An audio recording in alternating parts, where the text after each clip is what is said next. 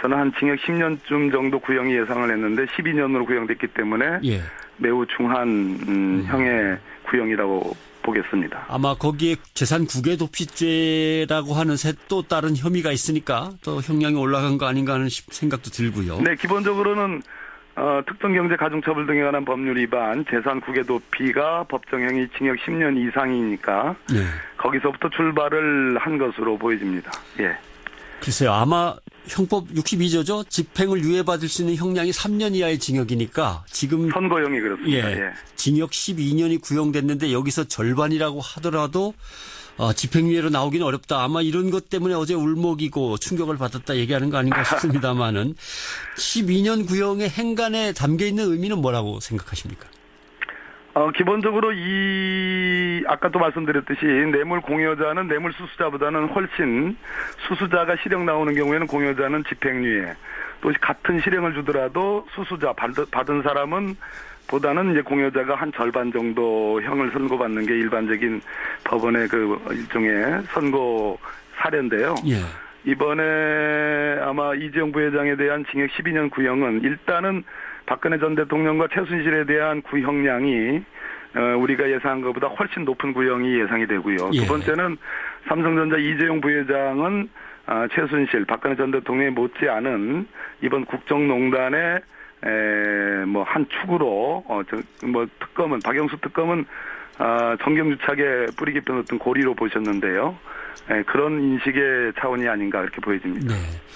삼성 관계자들은 한결같이 이재용 부회장에겐 내가 보고도 하지 않고 내가 다 책임지려고 했다. 내 선에서 다 끝내려고 했다. 그 양반은 몰랐을 거다. 계속 그렇게 나왔습니다만 이것을 특검에서는 당연히 꼬리 자르기라고 얘기를 할 것이고. 논리적으로 이게 말이 안 되는 것이 물론 제 견해이긴 합니다만은 네. 이제 전체적으로 공판의 과정 등을 보면 최지성 부회장 쪽으로 책임을 미루는 듯한 그런 분위기가 있었는데 이재용 부회장도 눈물을 이제 먹으면서 챙기지 못한 책임이라 그러는데 그 챙겼다는 게 최지성 부회장을 말리지 못한 책임이라는 취지인지 그건 이해가 안 됩니다. 그러나 중요한 거는 합병이 있었고 합병은 경영권 승계라는 효과를 드러냈고 그 승계의 효과는 이재용 부회장에게 귀속을 했고 문제는 공권력이 작용을 한 것은 법원이 인정을 했거든요. 예. 그 공권력의 정점에 박근혜 전 대통령이 있었고요. 박근혜 전 대통령하고 만난 사람은 세 차례에 걸쳐서 이재용 부회장뿐이라는 그런 엄연한 사실입니다. 그런 측면에서 논리적으로는 이 정합성이 없습니다. 네.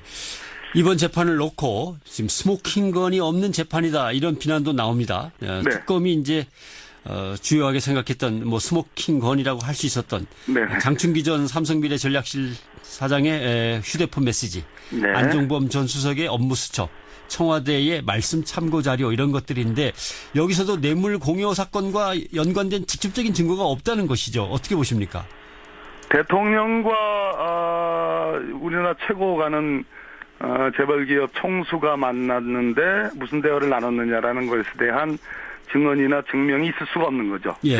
이 사건 자체가 스모킹건이 있을 수가 없는 사건이고요. 문제는 아까 제가 말씀드린 듯이 논리칙과 경험칙 그리고 여러 가지 방대한 간접 정황 증거인데요.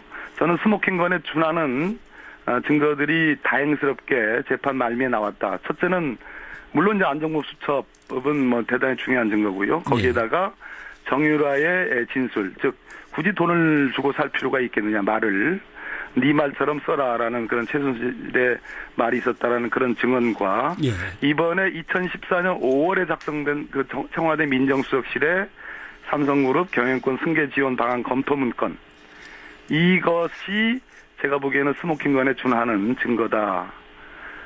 전체적으로 흐름이 이재용 부회장 측에 유리하게 진행이 되다가 재판 말미에 정유라와 민정수석실, 정무수석실 발견 문건들이 나오면서 흐름이 조금 바뀐 거 아니냐 그렇게 평가하고 있습니다. 네. 대개 재벌 총수들한테 구형됐던 양보다 좀 셌기 때문에. 네네.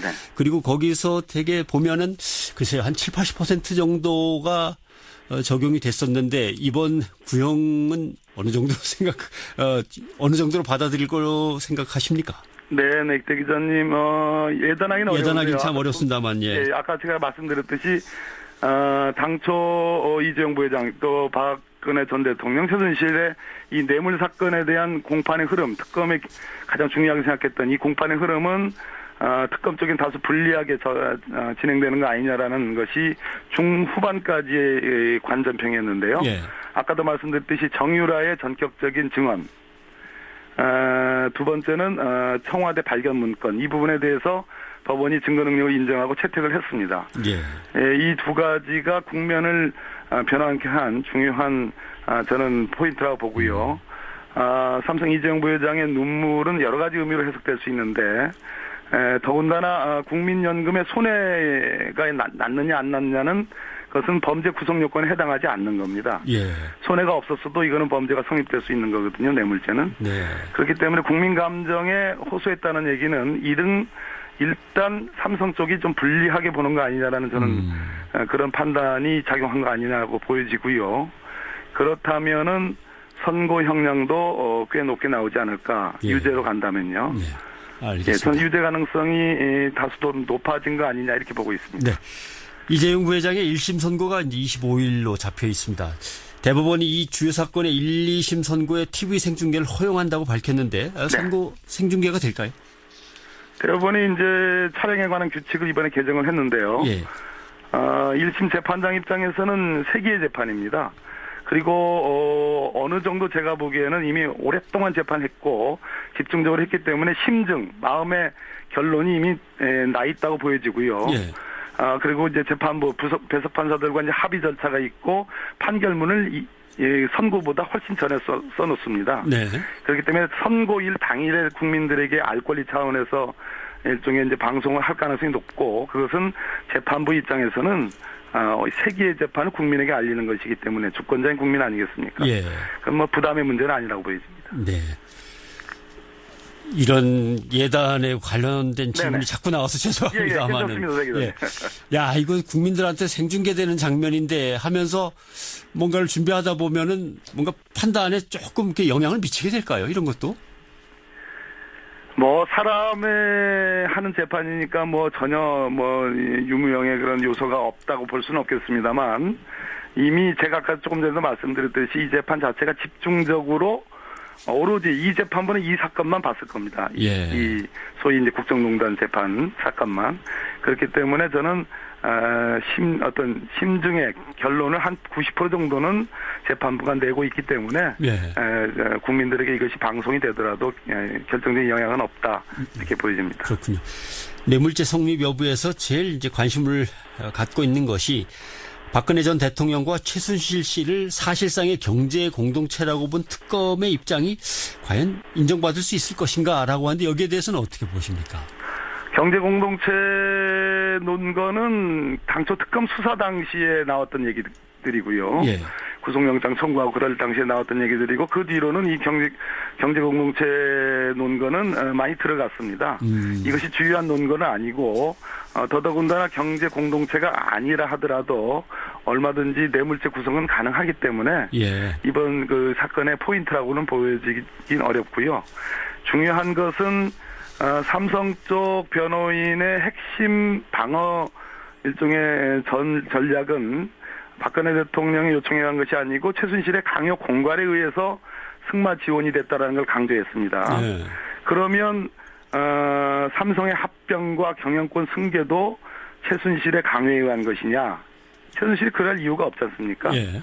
그러니까 그 전체적으로 우리가 어떤 그 법조인들이 뭐 판사든 검사든 변호사든 전체적으로 어떤 문건을 써내려갈 때 판결문부터 뭐 공소장이든 또는 변론 유지서든 변호사에 써내려갈 때 소위 논리의 정합성, 아구가 맞는 그것을 굉장히 중요시 여기는데 이재용 부회장의 눈물, 책임 운운 그리고 최순실의 강요 공갈 얘기 그러나 현실적으로 만난 사람은 이재용 부회장 그리고 이 승계의 이 효과는 이재용 부회장이 누리는 것 이것을 감안해 보면 전체적으로 아구가 맞지 않는다 소위 정합성이 없다 이렇게 보여집니다. 네.